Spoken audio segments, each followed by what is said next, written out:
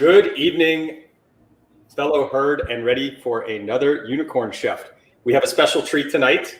Yes, I am related to somebody, not just my mom and my dad, but I have my younger brother, Jarad, here joining me. So for those of you who have been looking and watching and cooking along for the over year that we've been doing this now throughout the pandemic, just trying to make the kitchen a little bit more accessible, trying to highlight some good charities.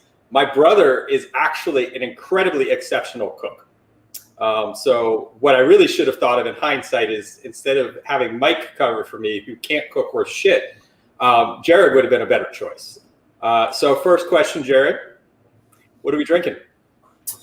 We're drinking sake, also known as Nihonshu. I'm going with my favorite. This is Hakai-san. So I know a lot of you might not have had a whole lot of sake before. You can't go wrong with Hakai-san. Very nice, light, crisp. So I'm going to pour myself a glass right now. And Bryson, what are you drinking? I am drinking Hanjosu sake. Nice. Very good. We go kanpai to kick things off. Kanpai. Kanpai. Look at this. Great. Should I just jump in and introduce the dish? Yeah, for those of you cooking along at home, hashtag Unicorn Chef. We'd love to see what you're making. And I'm really excited to do this. So let's go, Jay. Kanpai to everyone at home as well, whatever your preferred beverage is for the night. So really excited to be on this show. I've seen a few of them before. And of course, personally, my brother. So this is a extra special occasion. What we're going to be making today is called Tonkatsu. So maybe you guys are familiar with it. A lot of people think have the perception of Japanese food, like sushi is the first thing that comes to mind. Maybe ramen is another one. There's a whole lot out there. Tonkatsu is kind of a fun one. It's actually one that they think originated with the European influence. Japanese came in touch with a lot of cultures. Specifically, the Portuguese were the first European, major country power to come in contact with the Japanese. And they think actually this dish originated with that. Because an interesting thing about tonkatsu is it's actually always spelled in a specific script. Japanese has three scripts. You have kanji, that's Chinese characters. You have romanji, which is kind of the Japanese specific language. And then you have something called katakana, which is actually a specific script they use for borrowed words. So if a word comes from another country, then they spell it in that specific script. It's just relegated for that. And tonkatsu happens to be spelled in that foreign script. So we know it has foreign origins. So just a little fun thing about tonkatsu. It's a very popular dish in Japan. We serve it in many ways. Probably many people here are familiar with things like schnitzels, Wiener schnitzels, things like that. Kind of the same family. So obviously kind of like that European background, but it's going to be made a little bit differently. And then what really makes it Japanese is all the sort of fun flavors and sauces and spices we're going to bring into it. So let's just go ahead and kick things off. Fun fact, Bryson visited me when I was living in Japan. I lived in Japan for 10 years. Bryson, you visited me, 2008, 2009? Yeah. We spent a few weeks together.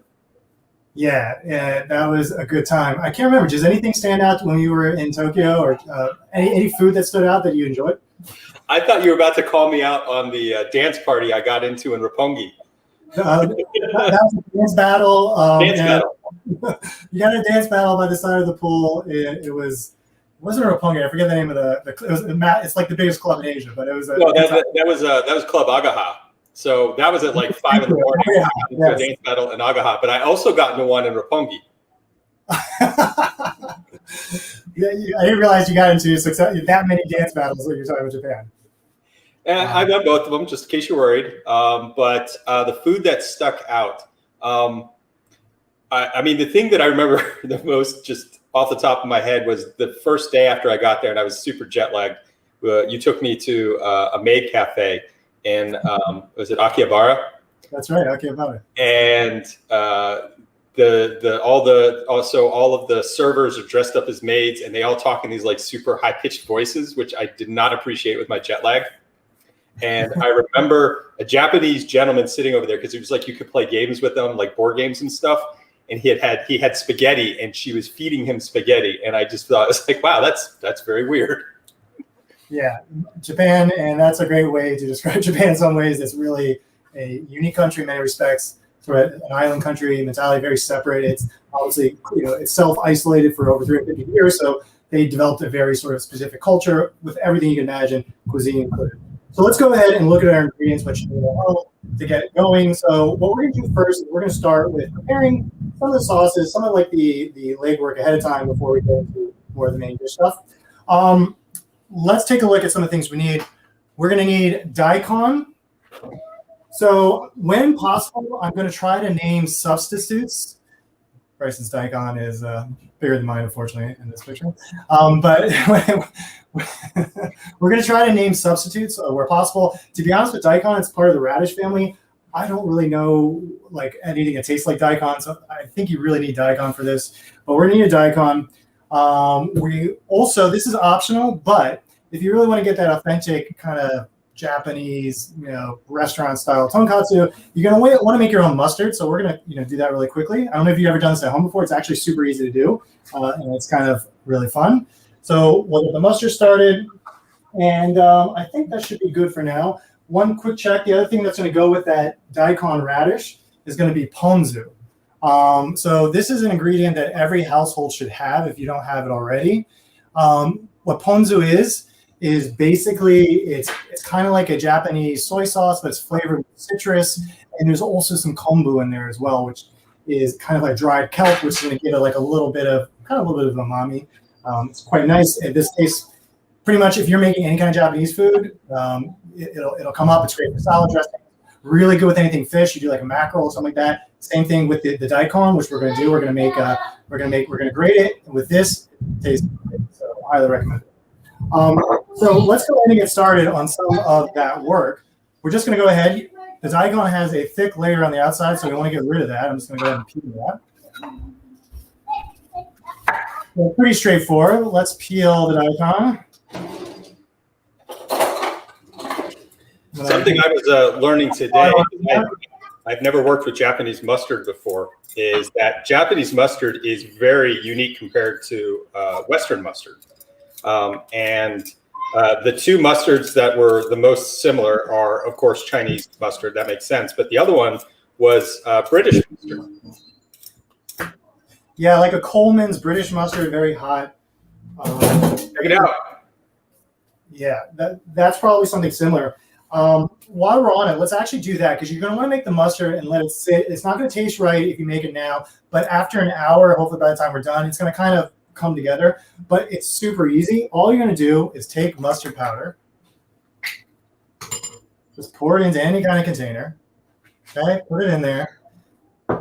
So you see, and then I'm just going to put. You just need a little bit of water. It's very easy to overdo it. It's like a teaspoon even. Obviously depends on what you put, but you just need a little bit. Okay, I'm pouring it in there, mixing, and you just want to get the right consistency. So if you can see, this is a little bit too watery, so I'm just going to add more mustard. Very, very simple. And talking to my brother, a bunch of random people on the internet. What are you doing? I'm making mustard, buddy. This is my son, Roman. Everyone really quick. Hey. Say hi. Hi. Do you like cooking? Roman. Who's that? Is it Santa Claus? No. Rasputin? No. Is it Uncle Bryson? Yeah. Okay, buddy. I gotta get back to cooking. Thanks for saying hello. All right, so I'm just gonna put just a little bit more mustard. Right, once again, just get it sort of like that nice consistency. You know, just a little bit thick. Don't want it too watery. Gonna tap some more in, and that's gonna do it. And then we're just gonna put it in the fridge and let it sit there and just kind of let it combine. If you don't do that, it's gonna taste a little bit kind of acidic or just doesn't taste right. But an hour it'll come together. All right, now that we got that out of the way, we're gonna go ahead and get the daikon ready.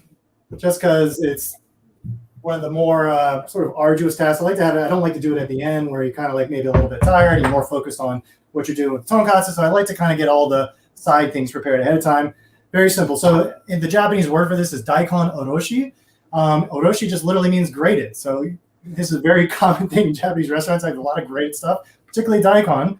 And so we're going to go ahead and make our OROSHI, a Daikon OROSHI. So I take the and you guys put the rest. You want to use really the smallest. You don't want to turn into thread, so you use the small holes. A little bit of extra work, but that's a good thing. It's good exercise, actually, grading this. So just go ahead and get that done and out of the way. And then what we're going to do with this later is when we're ready to eat our tonkatsu, is that we are going to add the ponzu to it, and it's going to just be a really nice kind of flavor. The daikon itself being a radish, it's obviously going to be a little bit more bitter. And then the ponzu just brings that sort of citrusy, tangy thing to it. And then, like, again, this tastes good on everything, including tonkatsu, as well as many other fish and things like that. So I'll just spend 1 second doing that. Okay. So you're saying it's not the size of the daikon? It's not the size of the daikon that matters. It's the firmness. The motion of the grate? Motion of the grate is very important. Back and forth, back and forth. All right. Actually, the food I remember the most from that trip was when we were in Thailand. Yes. Thai food is amazing. The amazing thing about Thai food, so just to compare something like Thai food to Japanese food, I'm sure everyone's aware there's a lot of difference, but there's a very difference in the approach. What you have with Thai food, which makes it so incredible, is that it's always the perfect balance of really all the flavors. It's spicy, it's sweet, it's sour, it's acidic, it's salty. And pretty much every Thai dish, you have that. And if you go to any Thai restaurant, they also have those things sitting on a table where you'll have like the chilies to add, the sugar even. And so you can basically sort of adjust it to your liking. Japanese cooking is really focused on simplicity. So I think that's kind of I think for a lot of people it seems daunting, Japanese cooking, how do you do it? But it's actually really down to like really clean ingredients. And almost 90% of all Japanese cooking is going to come down to really kind of 3 main ingredients, which I'll show to you just really quickly. Obviously, you're going to want to have soy sauce. The other 2 really key ingredients you need to have, and then you can make pretty much every Japanese food, is going to be sake, a cooking sake, right? And then this is the key ingredient right here. It's called mirin. So it's like a fortified Japanese wine. And those 3 ingredients are really going to be the base for most Japanese cooking. And so the focus is really just kind of on the quality of the ingredients and how you prepare them. So today for tonkatsu, though, we actually don't need any of those ingredients. Again, the origins are not necessarily Japan. We think you're European, but then of course we're gonna have that Japanese flair at the end. All right, I'm done with the daikon grating right here. One other ingredient you probably want to get away. I already did this ahead of time. I had to feed the fam ahead of, so I've already done some of this prep. But you want to also have shredded cabbage. Every tonkatsu and shredded cabbage go together. If you don't have cabbage, you're probably eating katsu kare, which is Japanese curry, poured over the tonkatsu, another popular variation. We're going to go with the traditional cabbage. Okay, now that we've got that out of the way, I think we can start getting ready on preparing the tonkatsu itself. So you're going to want to have pork. Your pork can be whatever you want. If you like loin, a little bit leaner, you go for that. If you want to have sort of like a little bit more meatier, you can go with kind of the, what should I call it? What's the other one? The one that actually thigh, but what's the cut of meat where it's not the loin? It's the other one. It's more like a rib chop kind of that sort of area. Either one is fine. I went with the loin, a little bit healthier, so I like it. Yeah, I got the chops without the bone. Perfect. Yeah, there you go, the chops. So those are also a great option. It's just kind of like the same thing with steak, right? Like a sirloin versus a ribeye, a little bit more fatty versus something a little bit more leaner, whatever you're in the mood for. All right, so we have the loin. Now here's the main departure of tonkatsu versus maybe cutlets and other things that you might, schnitzels and other things you might have had before. We want to be a little bit thicker. Now, I don't know how you can see how thick this is. This is probably like 1.5 inches. That's too thick. So we're definitely going to want to tenderize it a little bit, but we're not going to like mash it all the way down like we would do with a schnitzel. The other key ingredient that we need is panko, right? So sort of Japanese style, breading.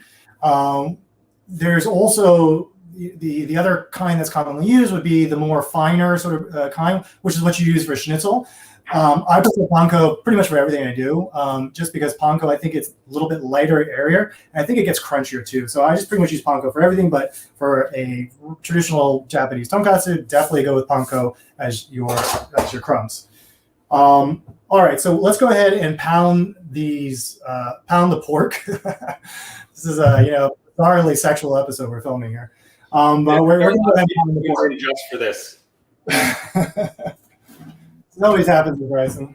We're going to go ahead, and now when you do it on the board, just like some pointers. You don't want to really, if you have, I'm gonna do it on a cutting board here. You don't want to pound the pork directly into the board. It's just not good hygiene. So put something in between it, wax paper, saran wrap. Put that down first. And again, so we have a nice big thick cut here. We're going to want to get it down to, I don't know, maybe not half that, but kind of in between somewhere. So I'm going to get my mallet and let's flatten that out a bit. So something that I got is a finger. I don't know how to describe what this is.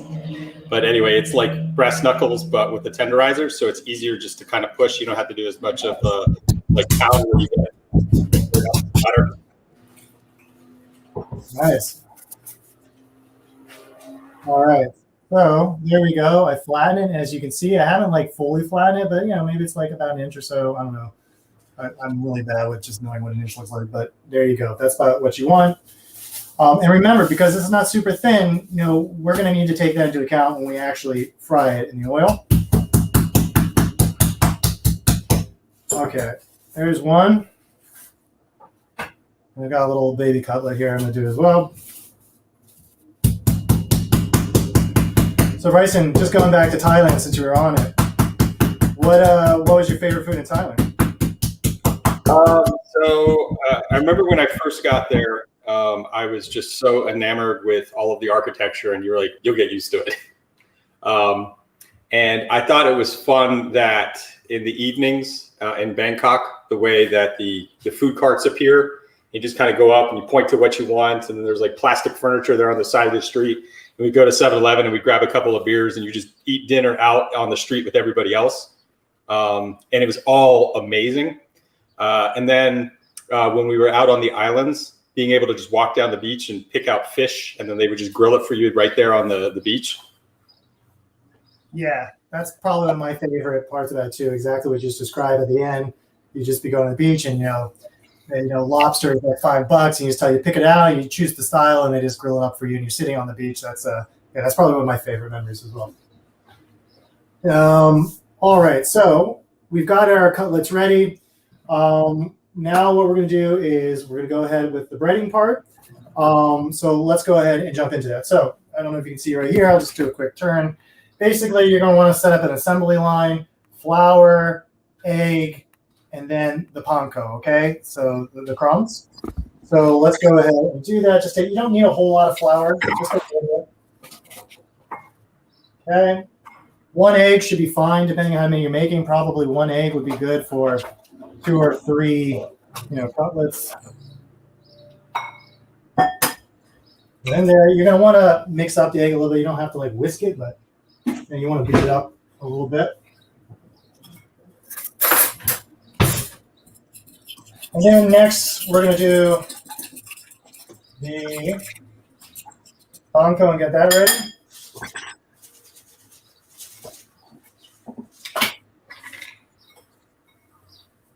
Okay.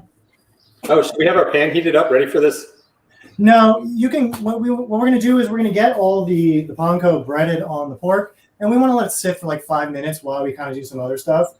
Okay. So that'll be perfect. It'll let it sit, just kind of let it form just a bit, and then we can get. Depending on how big your pot is, I don't know how big your guys' pot is. I'm using just this. I do one at a time, so sort of like this side. The oil is going to heat up relatively quickly, so you don't need to really do too much prep at that time. One important thing: make sure you salt and pepper the tonkatsu or the cutlets ahead of time.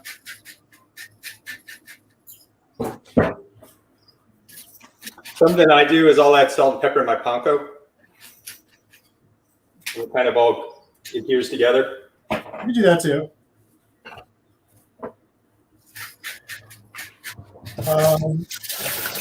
Let's go. Everything is salt and pepper. So now we can go to the assembly line here. take your cutlet and dredge it in the flour. Again, this isn't, you just basically want to get it sort of covered. You don't need to really get it too, dredged in it. Just enough. You shake off the excess. And then you're going to put it in the egg. Again, you just want it coated. Don't need it dripping, so I'm going to let the excess drip off. Okay, get the excess off. And then I put it in the panko. And then I'm going to kind of, get all the panko sort of all over it everywhere, get it all nice and covered, and really helpful. You can do it on a plate. It's really nice to get kind of like a shallow dish like this. So something like lasagna is something you might use. These are great for this kind of stuff because the crumbs don't get all over the table. So I really like these. You just kind of let it sit there while they do the next one. So we'll do the next one, baby cutlet. And put it in the egg. And drip off, and then into the panko, and then we can just let that sit for a few minutes while we get the oil ready. All right.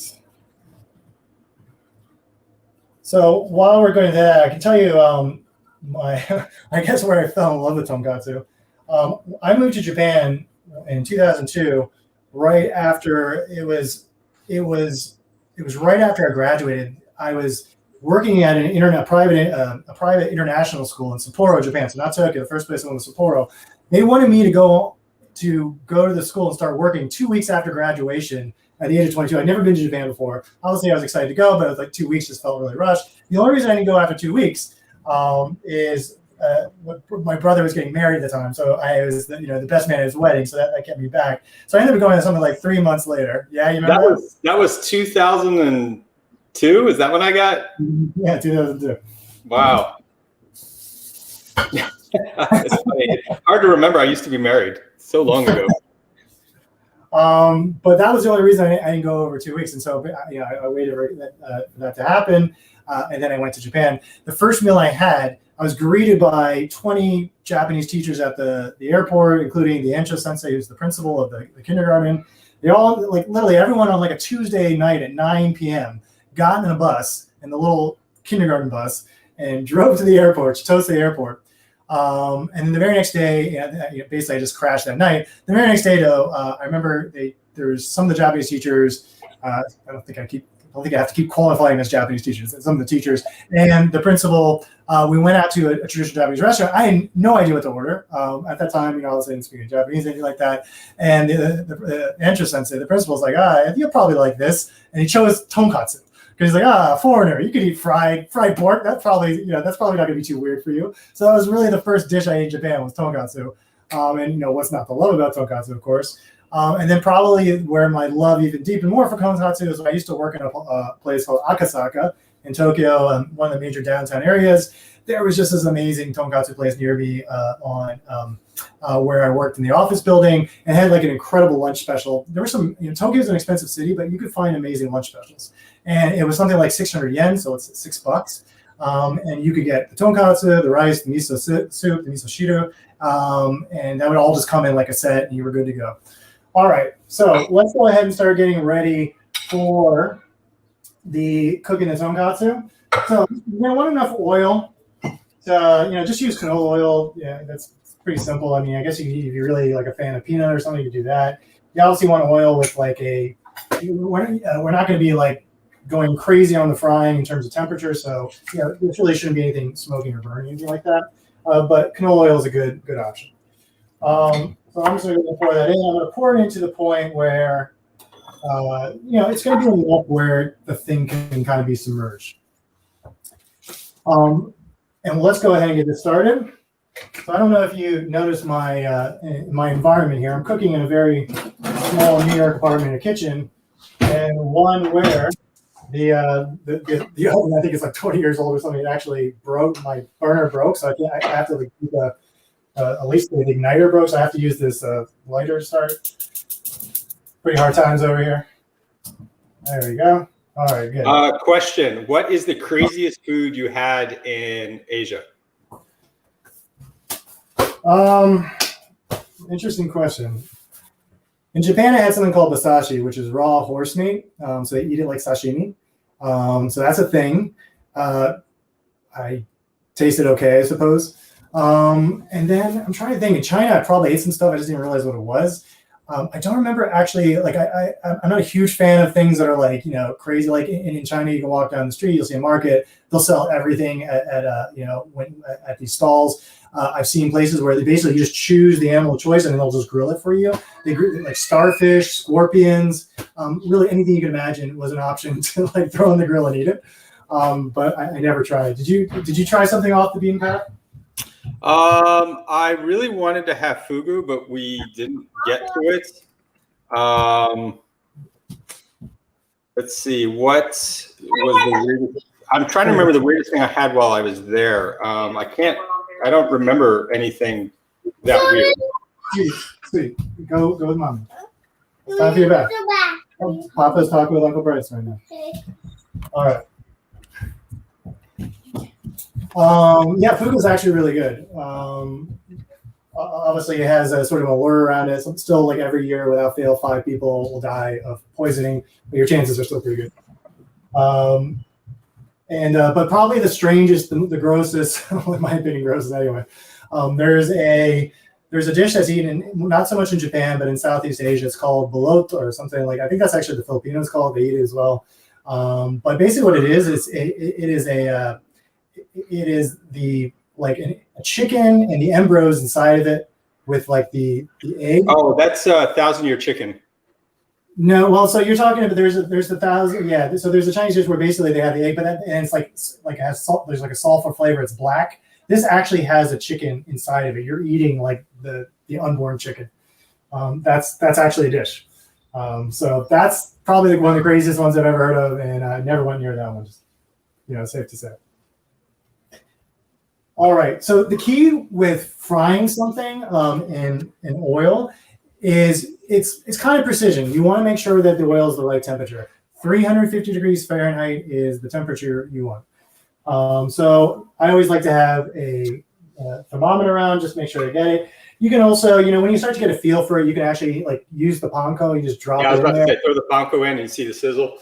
You'll see, yeah, you'll get a sense. You want kind of like a nice sort of rolling sort of action happening, but you definitely don't want it to like, go too crazy. So we'll see how we're coming along here. Perfect.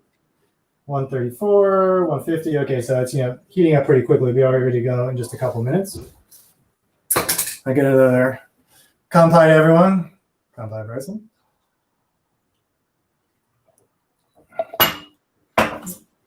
Okay, so we're going to be ready to go here in a second. One thing you might want to have on the side, really anything you're going to do if you're doing any kind of frying, is you just want to have some place to put it where you're done afterwards. So I like to create this little sled, just put my rack out of the toaster oven, put it over the tray. And this will allow, obviously, once we're done, for the oil to fall off. And you're going to want to have something to grab the tonkatsu with.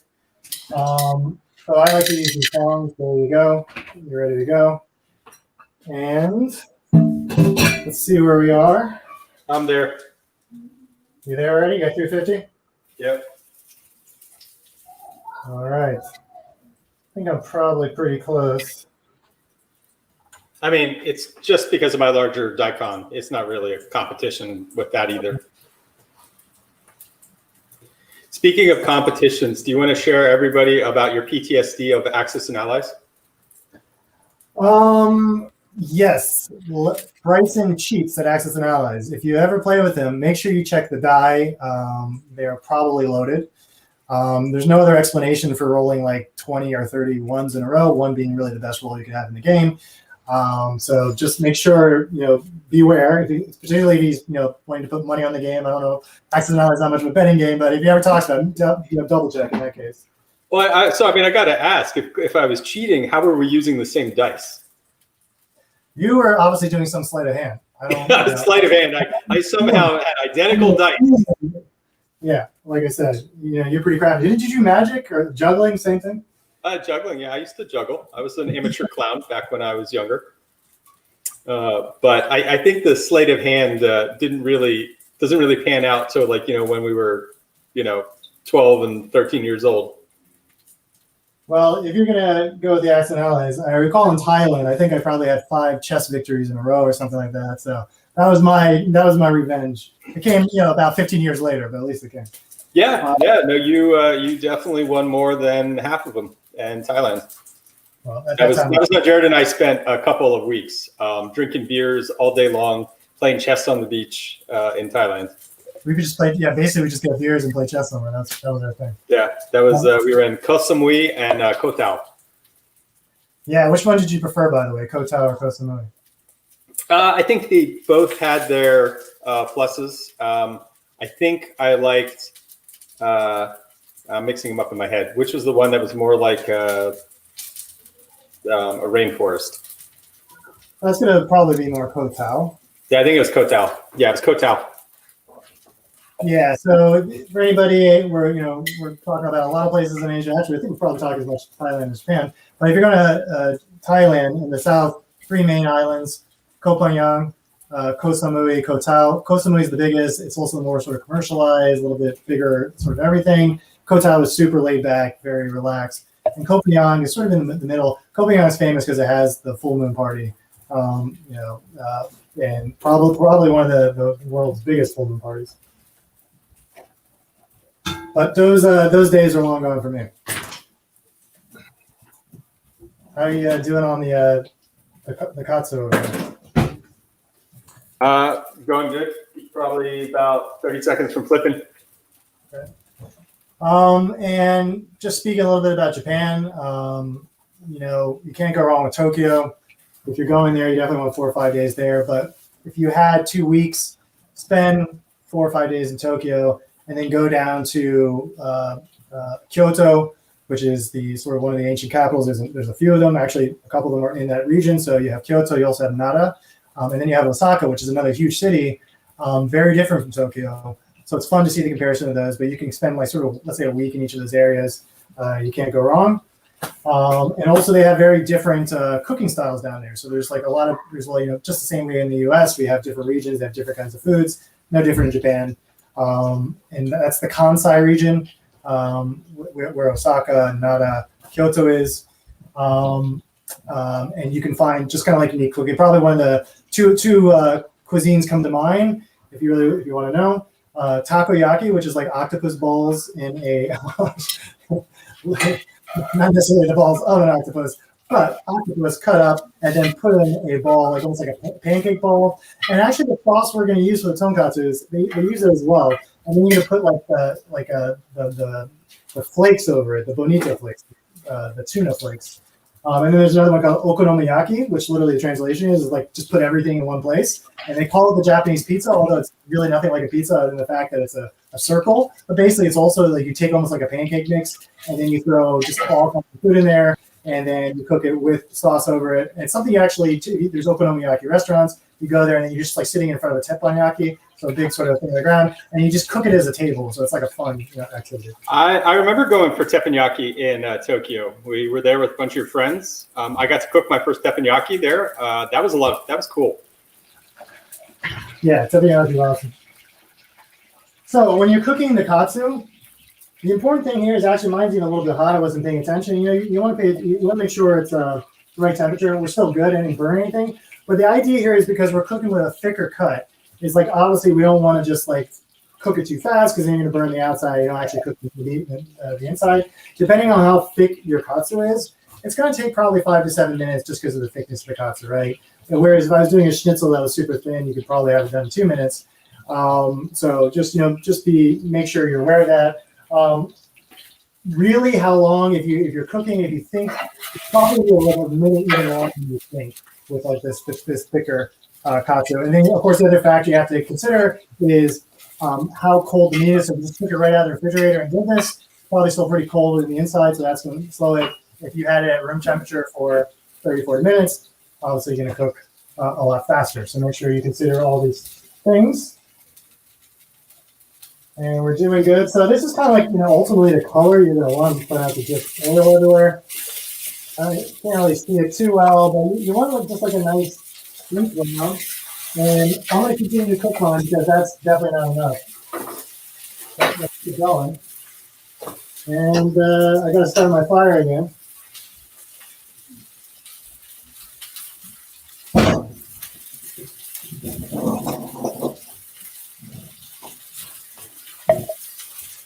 Definitely need a new stove. All right. All right, yeah, let's do another one of these. I dripped a little bit of when I showed the katsu just right now, a little bit of the oil went in the sake, so that's an interesting flavor profile. Mike, kampai. Kampai, Mike.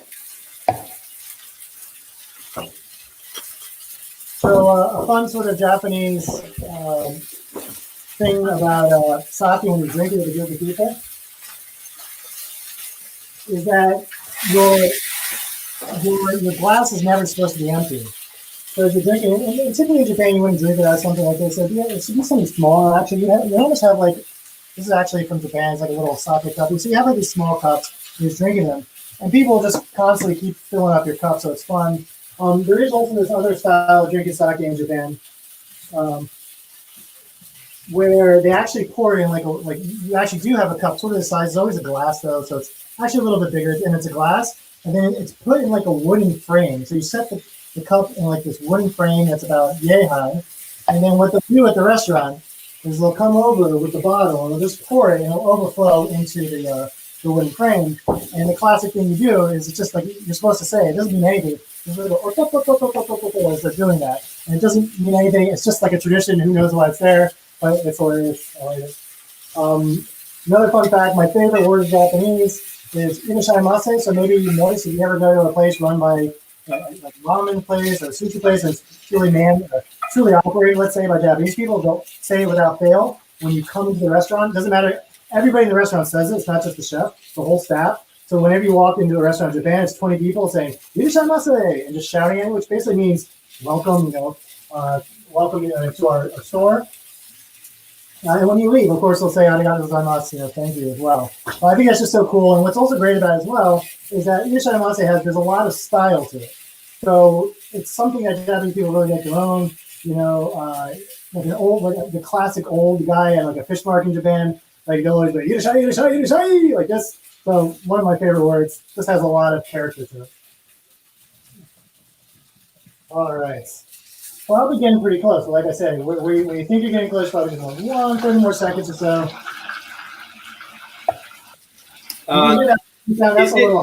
Is it true that it's an insult to tip servers in Japan?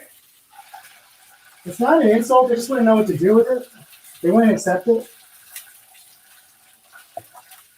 That's also another thing I really loved about Japan was there's no tipping culture. It's just like expected. I'm here to do the job.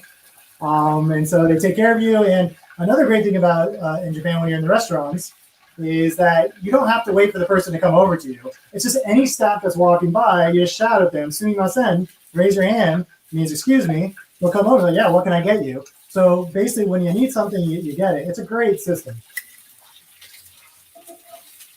But I will say one thing that you'll find in Japan will be frustrating is they don't do they don't do exceptions. Like, so basically the way they do one thing, that's the way they do it. So if you see a dish and you're like, you know what, I would like it without this, or like with this, or can you mix it up like that? Typically you'll be met with sort of like a confused look and be like, yeah, we can't do that. So, there's not everything. This dish is one way and one way only. Pretty much. I'm not joking. I actually went out with some friends once, and there was a vegetarian, and it was actually said the vegetarian salad. Like sometimes in Japan they have English words, they're not entirely sure what it means or what they're putting on there, but they had something called a vegetarian salad on the menu, and this girl was like, actually, I'm a vegetarian. Could you take the ham there's a picture of it. You take the ham off the salad, and they're like, yeah, we can't do that. So that was one of the more extreme examples. All right, so we've got our katsu. That's looking pretty good. I'm going to go ahead and remember also, if you're unsure of how cooked it is inside, you can push down and you feel the firmness of the meat. Same thing works for steak if you do that. And you want to just sort of feel how much pushback you get. If you're getting like a little bounce, you'll sense it, like the firmness. That'll give you a sense of like how much it's cooked, right? Obviously, if it's like soup, if there's no bounce back, you're just pushing in. That means it's going to be pretty rare. I'm getting a pretty decent one here, so I'm feeling pretty good about that. And now I think, actually, looking at the time, I think we're good. I'm going to leave the baby katsu for later. All right, so what we're going to do now is we're going to go ahead and plate everything. So let's get a plate. Kind of important when you plate something, we'll have a plate. Now this is how you're going to see katsu served at a Japanese restaurant. You're going to have your plate with everything on it, and then you're going to have really a side of rice, and you'll probably have miso soup on the side as well. I didn't bother to make it. So let's go ahead and do this. So take some of your cabbage, and you're just going to put it on the plate. Pretty simple. And what's nice, what's going to be nice about the cabbage is, the cabbage itself is. Cabbage. The stuff That is exactly the biggest part about the cabbage, Roman. Did you take your bath? Yeah, but I died. What? I died. You died in the bath? Yeah. Okay, that doesn't sound safe. No, Mommy, I'm sure I mommy's got it. my head. Oh, you bonked your head. No. I didn't bonk my head. A swimming did I come out? Okay, buddy. Well, I'm going to talk to you about this in a second, okay? Papa's got to finish up the food here. So I got my cabbage. Oh, by the way, quick. Is he gonna help you? Can you help me? Buddy, I think I'm good. I don't know. Here, do you want to put a little bit more cabbage in there? Yeah. All right. Take some of that cabbage and put it on the plate. Just a little bit. All right. Thank you. Thank you, Roman. All right, bud. I think I'm good. Everything else I'm going to cut, okay? I'm lost. All right. You sit there and watch. I'm going to talk here, okay? Okay. So with the cabbage, something you can do, by the way, if you want to get a little bit crispier, put it in cold water. Put some ice, water, let it sit in there. And that's actually going to give you like a little crunchier cabbage, so it's nice when you think about the texture. And then, of course, the crunchiness with the crunchiness of the tonkatsu is all good stuff. So let's see what else we got. Now we want to go ahead and maybe just put some rice in the bowl. Rice. I like rice. How do you do? Roman, how much do you like rice?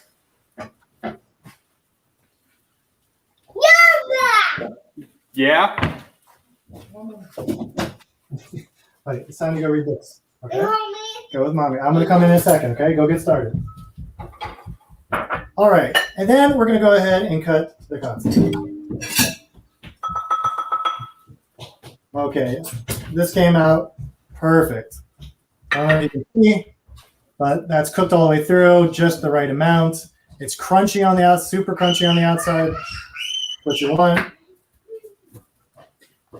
So I'm just going to cut it. The way I'm cutting it is deep into nice thick chunks.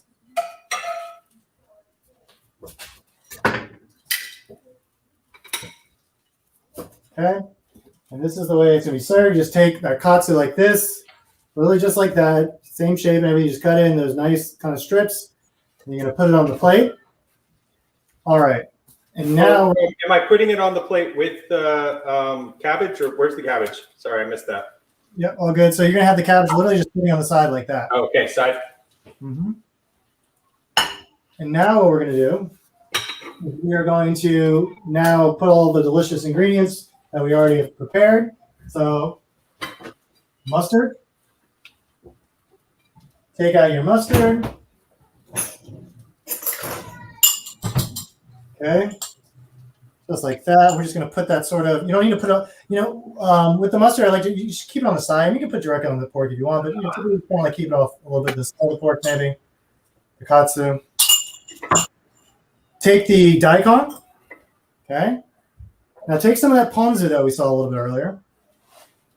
And then you're going to pour the ponzu directly onto the daikon. So pretty simple.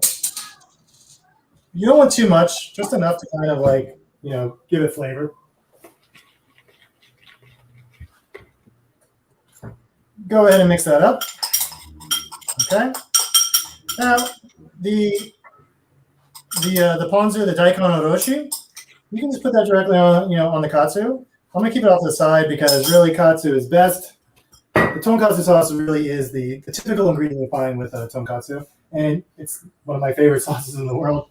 I don't think we've looked at it yet, but this is one of the more common ones, certainly in Japan, the gold standard. but it's called burudogu. You can see right there, tonkatsu sauce. Okay, so what you're gonna do is you're just gonna get like a nice kind of like little crisscross action there. Stuff is so good. Now I'm gonna introduce you to a few other spices that you can check out if you're ever in the Asian section or Japanese supermarket. All good stuff to add, which is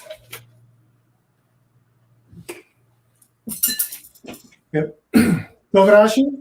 This is like a Japanese, it's like there's 7 different kinds of red pepper. So it's nice to get like a little kick there. Furikake.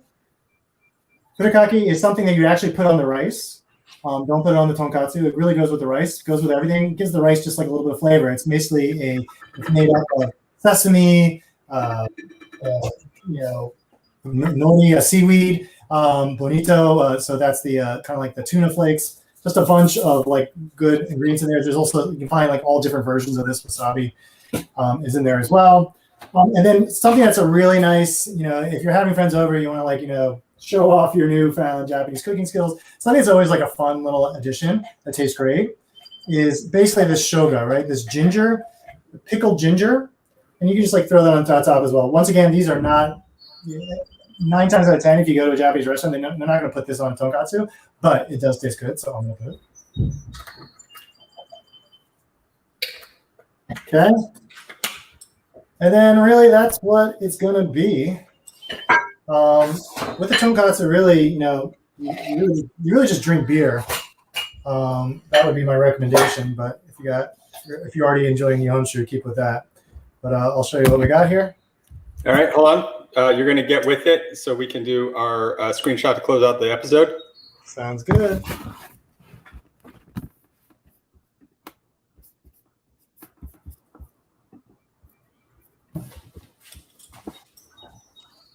So it's kind of hard to see mine because I got the bowl up. Yeah, I get the tonkatsu there. See, I got my nice brown too. I'll try to get in the picture. It's actually hard for me. There we go. Ready? All right, you need to get me in the picture? Was I in it? I got to do it again.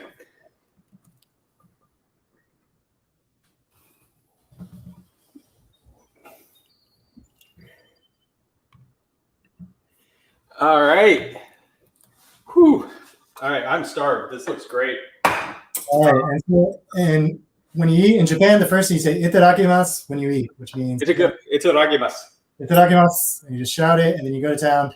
That means thank you for having this, receiving. It's almost, I guess, in a way like a blessing. And you go for it. Oishi. Oishi. Umai.